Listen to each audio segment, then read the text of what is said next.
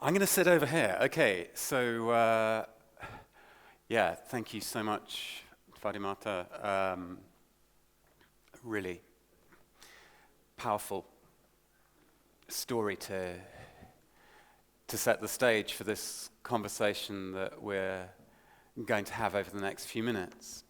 Hi everyone, I'm Dougald Hine. I'm going to be moderating this session, and it's the 1st of April today. I don't know if you have this here in Estonia, but in England it's April Fool's Day, and traditionally the newspapers print ridiculous, unbelievable stories.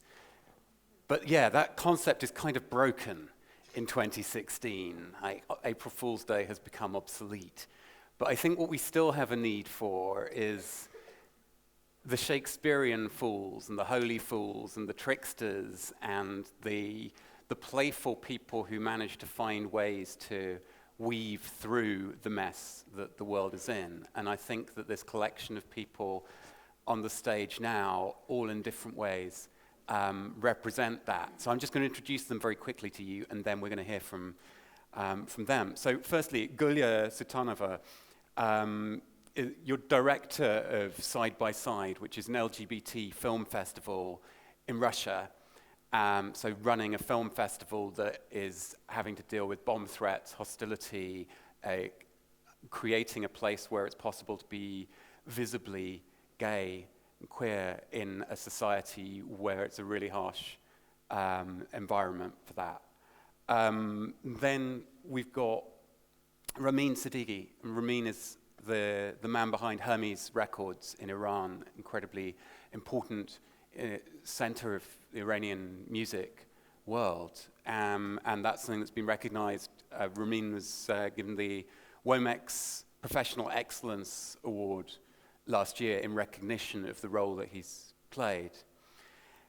Stephen Budd, you've had a massive career in the UK music industry, going back a really long way. Worked with all kinds of people as a manager of acts, a manager of producers, and if I was to start listing them, then we'd be here till tomorrow morning.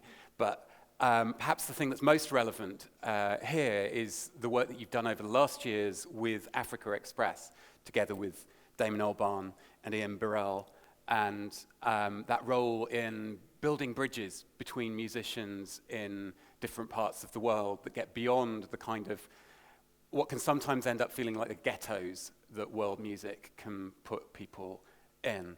Aisha, Fukushima, you've also been doing incredibly kind of multicultural work around the world under this heading of raptivism, bringing rap and activism together. And finally, at the far end, Thomas Noreila with the amazing shoes from Finland. And Thomas, you've been like the driving force behind this Live Aid ULS 2017 project with a single and a big stadium concert last year to raise money to build a new children's hospital for sick children in Finland. So the thing that I always worry about with a panel like this is we've got this collection of incredibly inspiring people sitting up here, and we're going to get them to tell their stories, and the risk is that you sit there and it's like, wow, that's so inspiring, I wish I could do that. And actually, what's much better is if you end up thinking, I could do that. So what I'd like to ask each of you now is just to tell us a bit about the work that you've been doing, the projects that you've created, and tell us if there's one thing that you've learned from making these things happen that you could share, that other people could take and apply to things that they want to make happen. What is it? Gulya, do you want to start?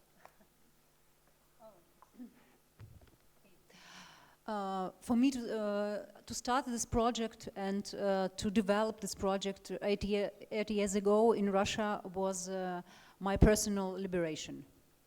And 8 years ago, it was rather unusual to make a coming out as a LGBT person, and even to make something open, held, public LGBT event. It was something like foolish.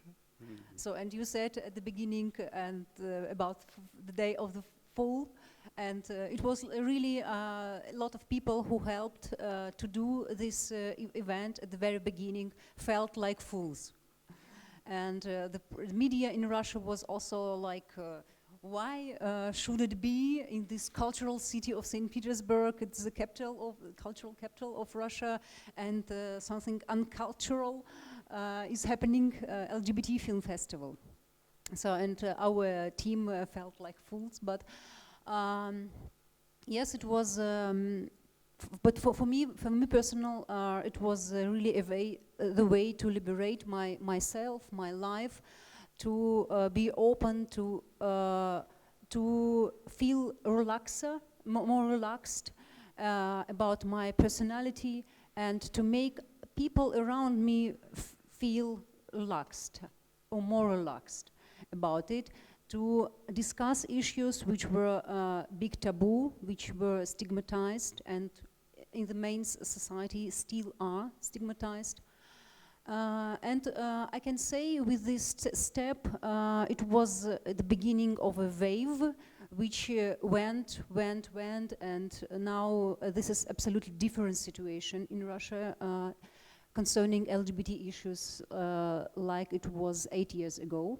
But it was not only our organization, Side by Side LGBT Film Festival, but of course other LGBT organizations and other just independent activists who involved in the whole movement. Thank you. Ramin, if you had a lesson for us from building the kind of the scene and the hub of musical activity that you've been at the heart of, what's your lesson? Oh, it's hard to define, but maybe I'm here acting as the bad cop because I want to overrule perhaps many of the approaches that we expect from people like us, that we have big goals, big objectives, and we want to change the world, which is, for me, not the case at all. It wasn't the case even before. For me, everything started very simple. Of course, I'm coming from an environment that I have lots of struggles that many others in the music business may not suffer from, like censorship, dealing with the harsh government, and blah, blah, blah, which we all know, which I don't want to jump in because, I mean, it's very obvious what's happening in Iran now. But to be honest, when we talk about change, I was just talking with one of my friends, Lama, outside. When we talk about change or impact, what was important for me from the very beginning is that impact, so far as I know from that word, from that meaning, is the outcome of an action. I'm the one who's doing that action. I don't care about the impact. If the impact is positive, I'm very pleased. If the impact is influencing other, let's say, spheres in the neighborhood of that action that I'm doing, I would be very, privileged. But I never do anything aiming for a change. Because I believe if you aim for change, that's the end of your aim. And you're done. I was always fun to silence. This was the basic thing that I started to run a record label. When I switched as a musician into the production and then established a record label, I wanted to respect silence, and from that way to create proper tones and notes and sounds. That was the only thing that for me was important, and well, as a selfish person, I wanted to share that with the others. So with the musicians or myself or the ideas that we have created, and then started to produce, to distribute, to sell, to share with others, organize events, bringing artists to Iran, or taking our artists abroad for touring. Whatever it was to find a good combination between these two very, very important aspects, sounds and silence. And that was it. Of course, now if you go back to the history of Hermes or the activities that I have done in the past 20, 22 years, you can see some outcomes. First, it may have stopped the migration of many musicians from Iran when they found out that, okay, in Iran there's a thriving scene, you have a very talented audience. First of all, let me do something. if none of us was in this room, this wouldn't make a sound. It's only here because the ears are recepting it as a receiver. Now maybe a tree is falling in Siberia somewhere, but we don't hear it because there's no ear around. We started to focus on that. That was the only thing. That we have a good bunch of ears in Iran, and then perhaps also in other countries for that combination of sound and silence, and just to please them. That was it. Of course, then, as I said, many musicians rethought about their future. Okay, maybe we can stay in Iran and do music because we have a good audience. Many musicians are coming from other countries because when they come to Iran, they face two, for my opinion, unique things that they may have not experienced in the past years in their own country. First, having a good income. I mean, for the spectrum of work that I'm doing, which is more contemporary classic and jazz, I think the average income for a musician here playing in a good musician maybe 300 euro, 400 euro per session. If they're a band, they maybe get 2,000 euros, that's it. In Tehran, they can receive double, and the people pay for the tickets. So they come there, they earn a good money, and they get a good reception, which here is becoming probably ordinary because there's more competition here, but when they are there, the people are hungry for good music. This is an impact, but I never established Hermes to do that. Yeah, so if I understand you right then, Ramin, what you're saying is it's not that music and art, the way that you approach it, doesn't have social impact. It's that the essence of it is something intrinsic rather than a means to an end. Absolutely. And also maybe that one of the things that characterizes the cultural ways of working is not knowing what the end result is going to be anyway. If you would know the end, then you're at the end. I think that's the big struggle that we all have. Are we doing objective creativity or creativity in some spheres that have some impacts? I'm afraid that many of us set targets and want to be creative to meet that target, and that could be very risky. I don't overrule that. I mean, there are many enterprises, many people who set objects in front of their career and say, okay, I want to meet this, this and that, or that stage. I want to move from A to B. That's fine. But still, if you do that, moving from A to B can also have other impacts. My problem is always that that path is defined because you have to do something and you have some personal goals. But when it comes to the impacts, if you get too much stuck in the impacts that you may create, then you may lose your creativity. So Stephen, I mean, listening to this and thinking about Africa Express, obviously you had loads of experience before that project and that part of your life and your work came along. But what have you learnt from that that's changed how you see the impact of music? Africa Express came out of a desire, it came out of a love for music to start off with. I mean, we were all big African music fans, and the people who created Africa Express. And we were kind of angry at the time that African music had been kind of marginalized and put into a box called world music. And world music, whilst it had a lot of worthy things around it for a long period of time, using that phrase, it was becoming diminishing returns. You know, it was kind of the kind of music that your dad would listen to. Young people were not picking up on it. It wasn't interesting. And yet we felt that some of the greatest musicians with the greatest social messages, but also just in terms of quality of musicianship on the planet, were from Africa. And Africa is the source of all music. It's where it started. And we felt that this was particularly, it was 10 years ago when we started it, and it was at just after Live 8, when we were kind of quite upset that there were no African musicians present at Live 8, or very few. And it was all about Africa, and we wanted to change that in a sense. So we thought, how could we do that? And your question is, you know, what skills? Or what's the lesson? What Well, for me, it was about bringing together everything that I had learned. So it's about the connectivity that I was, because I've been working in the music business for a long time, so I knew a lot of people.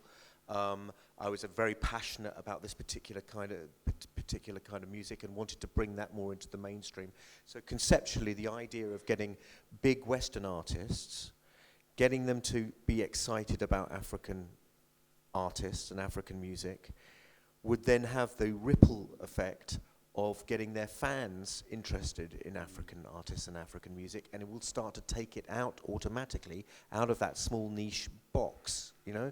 So we figured that if we could get big African and big Western artists to collaborate musically with the African artists, that would interest the fans of the Western artists, and then automatically people would start to find out about it. And we started doing that by taking the Western artists out to Africa, giving them an experience firsthand, places like Ethiopia, the Congo, Nigeria, Mali, etc. And we started the project in Mali in 2006, and we took, you know, Fatboy Slim, Zane Lowe from Radio 1, Martha Wainwright, the guys from The Roots, and a whole bunch of people, and we introduced them to Salif Keita, Amadou and Mariam, Fatimata Diawara, all sorts of wonderful people there.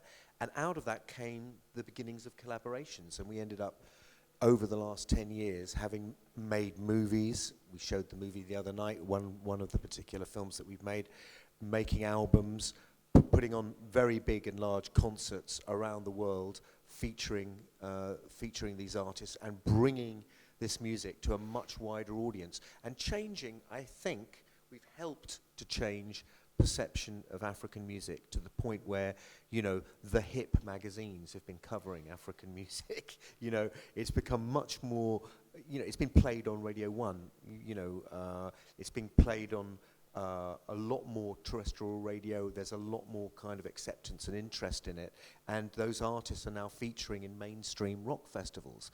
You know, 2 years ago I was in Mali. We found a band called Songhoy Blues that have been mentioned, and we've ended up signing them to Atlantic Records, a major label in the States, Transgressive Records, a big indie in the UK. They've been touring around the world playing rock festivals with rock bands, not playing WOMAD, you know, and not playing just the world music things, but in a much wider stage. And that's, yeah, that is the output of what's happened. But I mean, I think that, you know, you draw on all of your resources. It's the passion for the music that came first, the fact that we could connect with people and had an idea.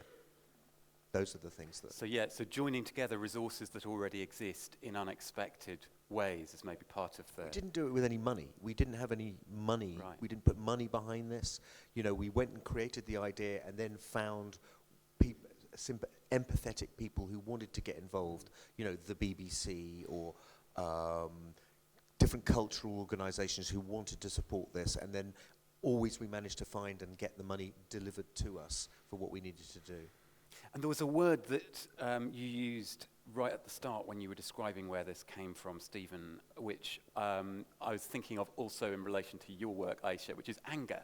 And like the idea that anger can be a starting point for something creative. Because I watched a video that you've done, which is about Flint and Black Lives Matter, and like about lots of the most important fundamental issues in the US right now. I just wonder if you could tell us a bit more about your vision of raptivism and what it is to make more explicit that connection between rap and activism.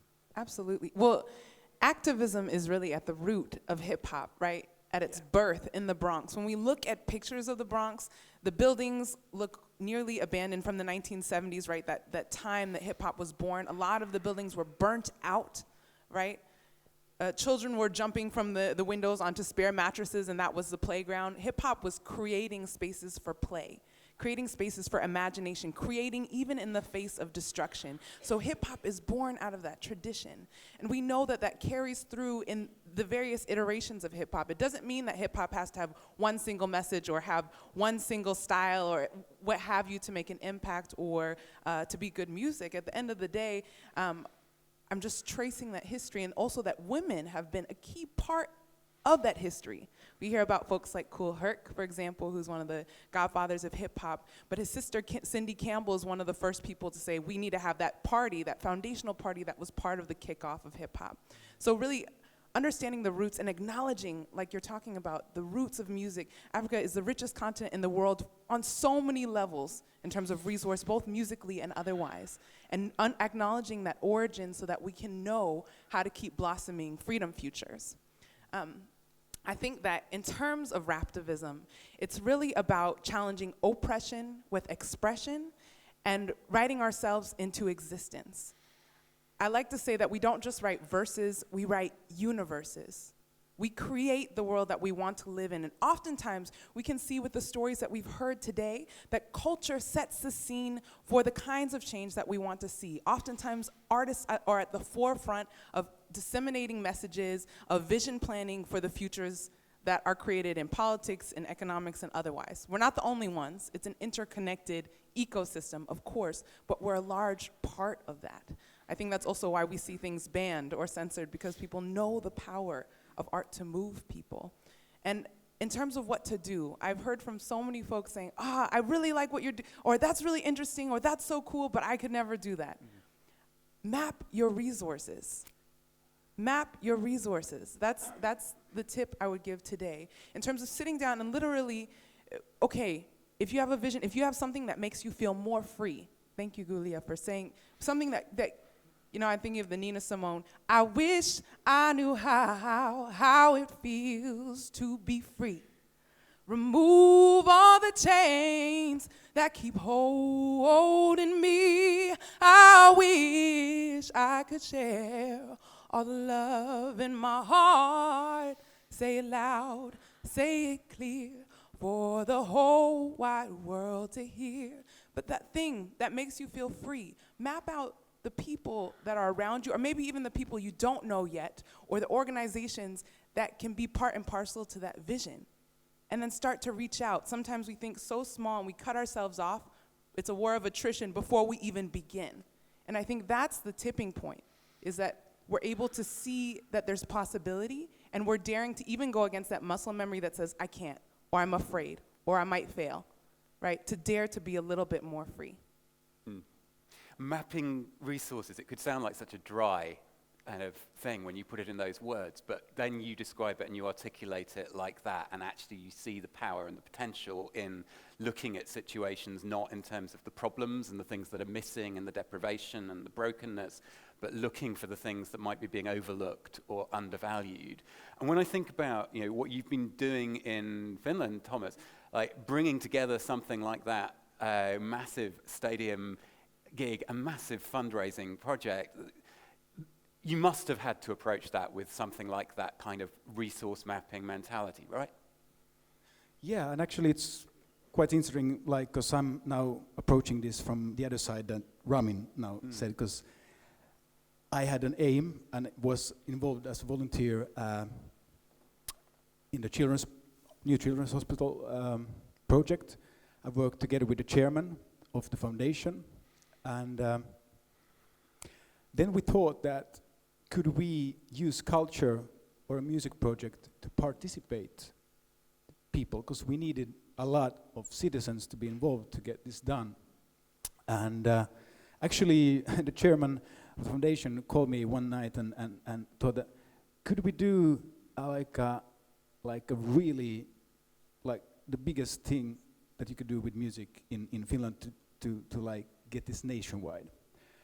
And she thought that we could do it at Olympic Stadium. And at the same time, I was thinking in my mind that, oh shit, I haven't ever produced a stadium-sized concert in my life.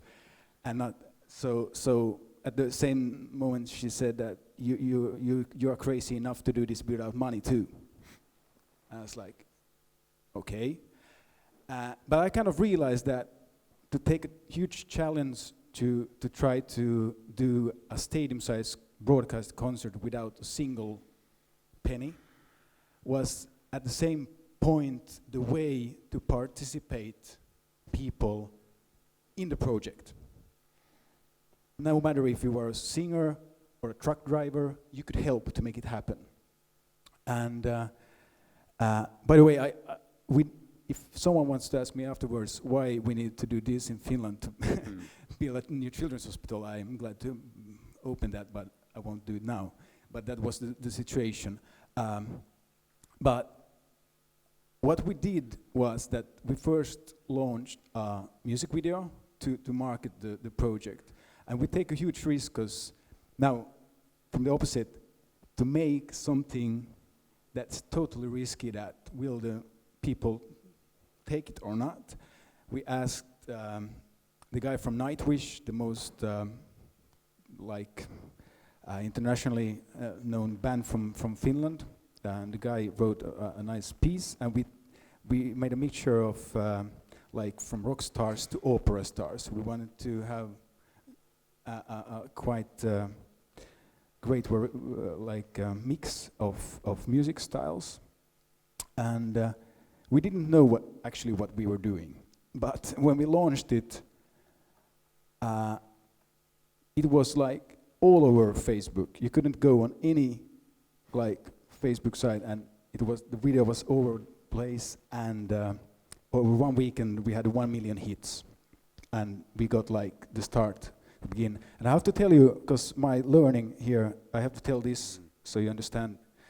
I asked help from record labels, major labels, and they thought that I was crazy, of course, and I thought that what's the best distribution in Finland? So I thought, okay, Spotify is used 98%. Maybe they can help. I asked the guy from the major label that, could you help me? I'm a small person, you are a big corporation. And it was like, you're kidding. Spotify wouldn't ever do anything like this for one track. So I got really pissed off, and I flew to Stockholm, went into Spotify's headquarters, and it was like, this is really great. We haven't ever done charity before, but this will be the first project. And this all ended up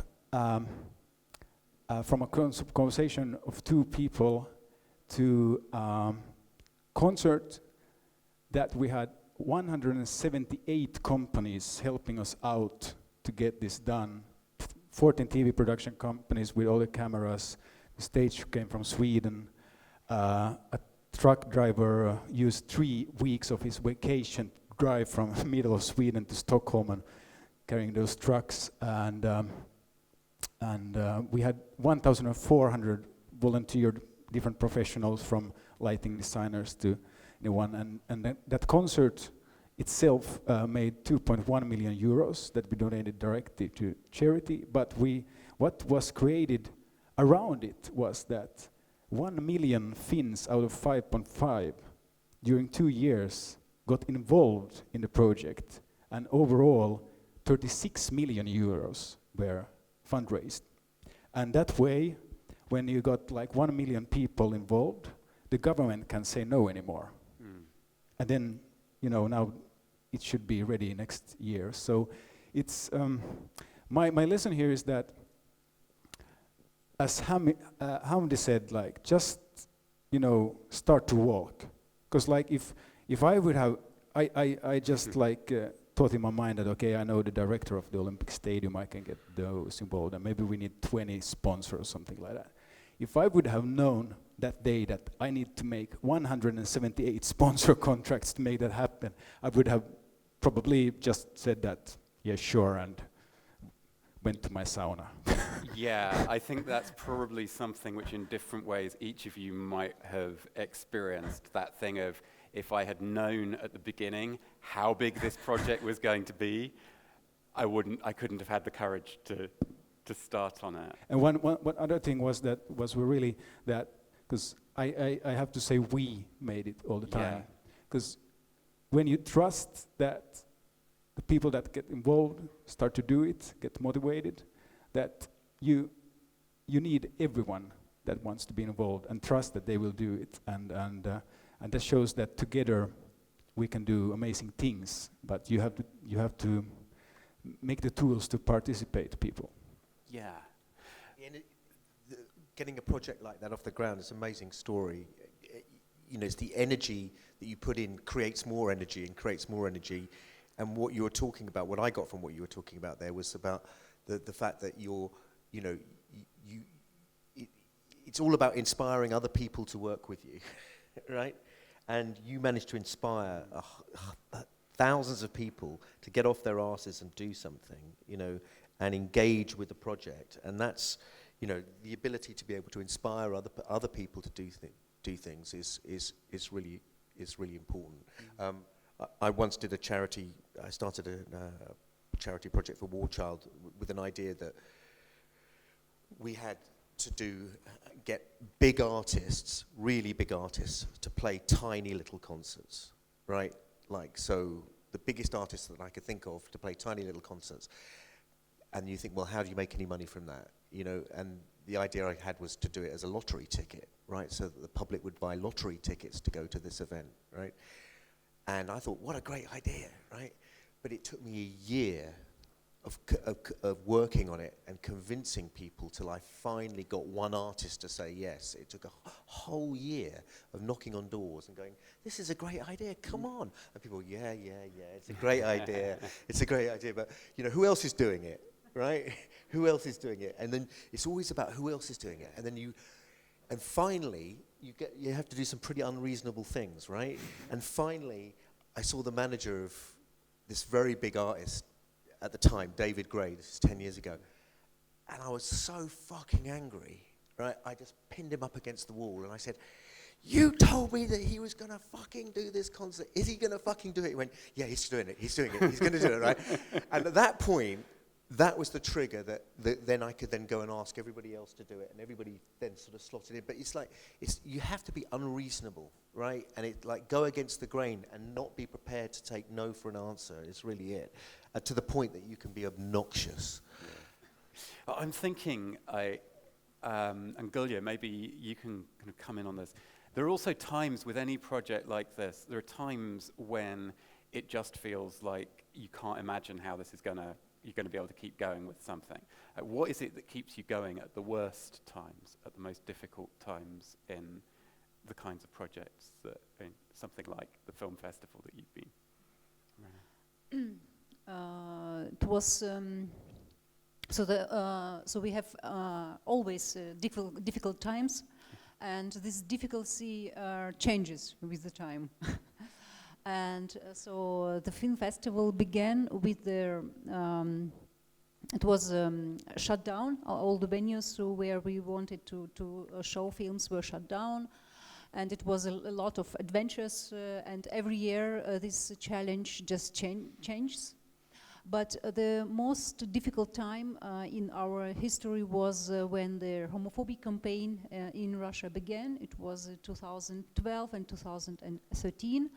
And it was the time directly after political protests in Russia, after forced elections, and people went to the street, and it was a tactic of the government to put all this, attention in the population on something different, but the corruption of the government and so on. And they began this homophobic campaign when every day you got a very dirty article in newspapers, federal newspapers, state newspapers, and every week it's a very stupid and terrible program in the television, and just to strong this homophobia and transphobia in the society. And it was our most difficult time. But at the same time, it was a time when the community, LGBT community, mobilized itself, and a lot of people who were in the closet, they came out, and they joined the movement. And the movement, when I look back at this time and at this period, so now I know that it was somehow very strong time, because the situation was so obvious, so homophobia and transphobia was so obvious in the society, and a lot of people from the mainstream came to us and supported us. So it was the point when it changed for LGBT movement. And that's why I think in every difficult time it's important that you really believe in your hope, that you believe in this issue, in this project you have, in this organization, in this idea.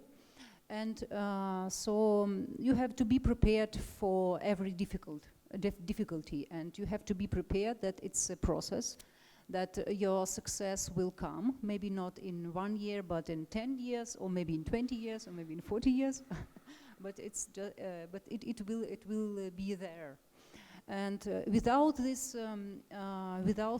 understanding, it's impossible, of course. And and I saw like people were just burned out and were impossible to work on the project, to believe in their struggle. And a lot of people emigrated from Russia, and some of them were pushed to go from Russia by the authorities. But I think in every, it's not only about LGBT, but in every political struggle, in every social struggle, it's important that you have this understanding of the right, what you are doing, and of this brilliant, interesting, crazy project you have, and you carry it with you. The things I'm hearing there about solidarity in the hardest times, and also about patience. And I think, again, like your story, Stephen, the patience of that year when everybody is saying no, but you know that you're holding something that matters. I'd like to throw this open now to the rest of you. We've got some microphones somewhere, I think. Is that right? Okay, well, who's got a question? Yeah, they.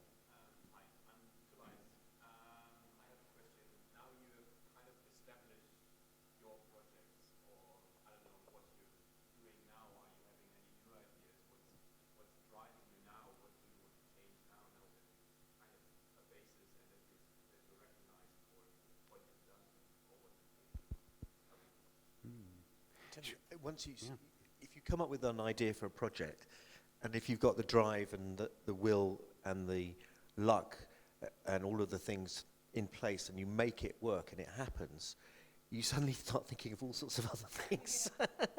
And the problem is that you can get taken over by all of these other things. It's like, it's like every month I think of something else.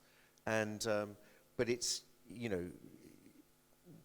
having the clearness of thought, just to concentrate on the things where you know you can really deliver something, and then kind of making sure that follows through, and that it's really established, and that it really builds on something next time. Aisha. Most recently, I just had kind of a full circle with the first Raptivism album that we released. For that first album, I traveled across 6 countries and 4 continents, collaborating with hip-hop activists from Senegal to Morocco and all around the world. And then essentially, most recently, I just released the next project called The Cypher, and we took over a dome in Copenhagen. It's this transparent dome, and they allowed us to create a world within it. And so I brought in artists from all different disciplines, from graffiti to rap artists to kind of like atmospheric musicians to fashion designers, and they all created art that represents the world that they want to live in within the dome. And we created and manifested that through art. My next vision is to create a mixtape called Black Lives Matter Mixtape Volume 1 that kind of commemorates and understands and acknowledges protest music on one side, and then on the other side does original verses and versions of music that acknowledges Black Lives Matter, not only as a United States movement, but something that's happening all around the world. And we know that, for example, even the Donald Trumps, that message is all around right now, and there's a lot we have to do about it. So building that solidarity through music. Amazing. Thomas. Yeah, and actually, I would say, as in the last panel, not many believe that the governments will find solutions to a lot of problems that we have in the world. And I think that, to me, what I did with the Children's Hospital was I created a tool for people to participate. And when we had enough, or citizens to really wanted and shared the values, the things happened. So what I think now is I'm trying now to develop the same kind of analogy that, for example, to create tools that how can people, for example, help in the refugee crisis, for example. So I think, and of course, that there also like culture can be involved there, or even like music projects or whatever. But I can't like put the spot on right now. But I truly believe that that through music culture we can create tools that make like huge movements around the world, and that's kind of what I'm working on right now. Ramin, how about you? What are you working on? Well, again, the bad cough. My future plans are still the same, actually, and I don't want to change it, which is creating music that pleases me and pleases the artist and those ears. That's it. I mean, I think the whole of my career in the future will be the same. No matter in each time period which kind of impacts it may have, which, again, as I said, I will be pleased if it have. But this is the thing that I have joy with. There's not a single day that I wake up and say, I have to go to work. No, or I have to go to the studio, because every note that has been played, every music that has been arranged, every concert that I put on stage, I mean, it's my hobby. It became a jobby. So I will be pleased to keep it. And I mean, I respect what others do, and I think that colorful panel shows, like Aisha said, mapping your resources. You can also map your desires.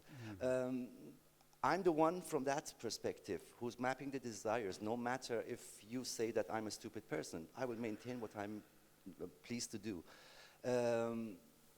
We can look at the whole thing even in the future, if there's a government who's going to support these changes or creativity or whatever. My country, I mean my inner country, my mindset country is like the Maldives. I'm a small island. I cleaned up my island, I built up a resort, and I'm very happy in.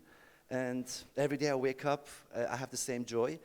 If that small island is influencing the other islands in my neighborhood, that they say, okay, this island is working properly, they have good tourists, there are people coming there having fun, so let's clean up our island also and do the same.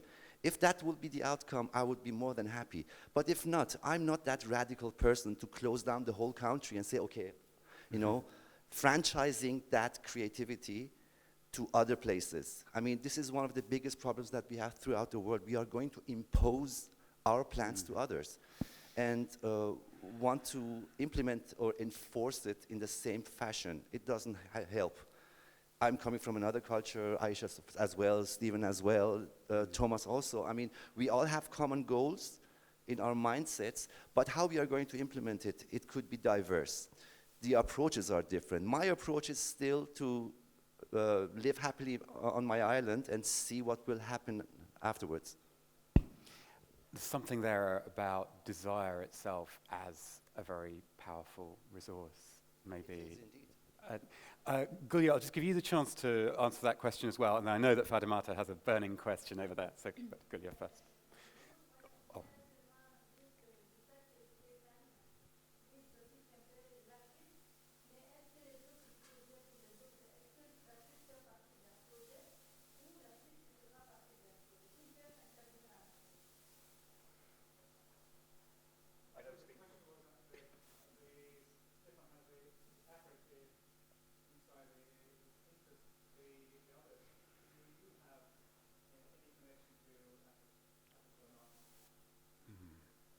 Aisha?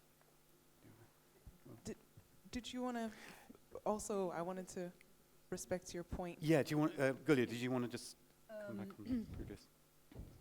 Maybe you can answer the question and then. Well, it wasn't to me, it was to everybody else.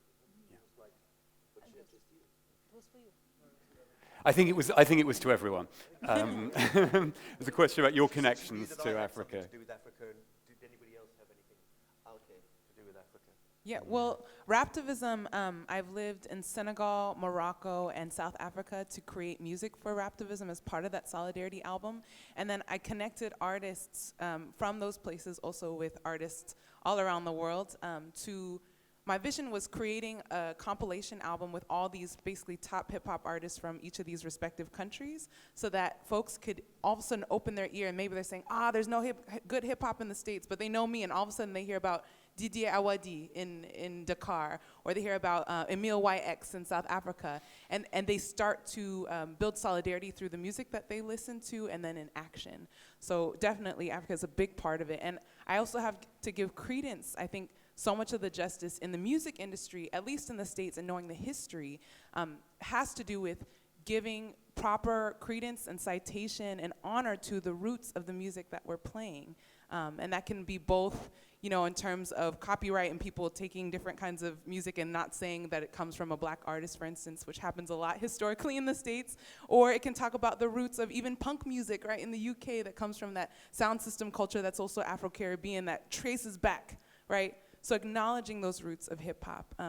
I'll just end on this note with regards to your question. There was a group, Dada G Family, in Senegal, and when I was living there, they said they just released an album called Boomerang. And I said, why did you call it Boomerang? And they said, well, we believe that hip hop really started here in West Africa as griot storytellers. This is where it started. Then it went to the States and all around the world, and then it came back. So we want to tell that story. And that's something that I pass on, that knowledge and that storytelling as part and parcel to the activism that I do. Yeah, absolutely. Yeah, for me, I only had 2 encounters with African music, professionally. One is Anwar Brahim. He's a very good friend of mine, and he comes quite often to Tehran to play. And just recently in February, I also invited Balak Sissoko, the kora player, who played solo kora in an opera house of Tehran with almost 1,200 people sold out. And that's the only thing that I had so far with the African musicians. Do either of you want to come in with anything, your connections to Africa, or Gulya, do you want to come back to the previous question? Yes, during the film festival we try to show films not only from Western Europe or from the US or from Europe, so from all over the world. And also we had very interesting event when we invited an African activist, feminist, and so person who calls herself a visual activist. This is Zanele Muhole. She's a star, and she's from South Africa, and she came to St. Petersburg, and it was 3 years ago, and we had also not only a film about her, and also an exhibition where she, with wonderful pictures, and it was really a big city event, also in photography. And yes, people were really very, very inspired by her art, by her activism, and also by her person. So, yes. Great. We have about 3 minutes left. So I have one final question, if you would all like to have a go at this very briefly. There's also a lady over there, she wanted to ask you. Oh, okay, right. Let's take your question.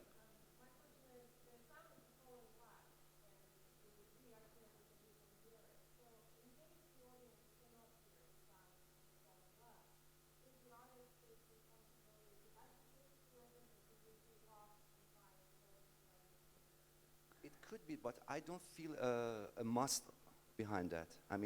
I don't feel that artists should be responsible for what they are doing, or they should educate, for sure. If they do, from my opinion, it's very good. But if there's no ear around, either I can bring you here and then let the glass fall again, or maybe if I am motivated enough, I will come to you and then smash the glass in front of you. But there's also a third option. Let the glass fall and you do your life.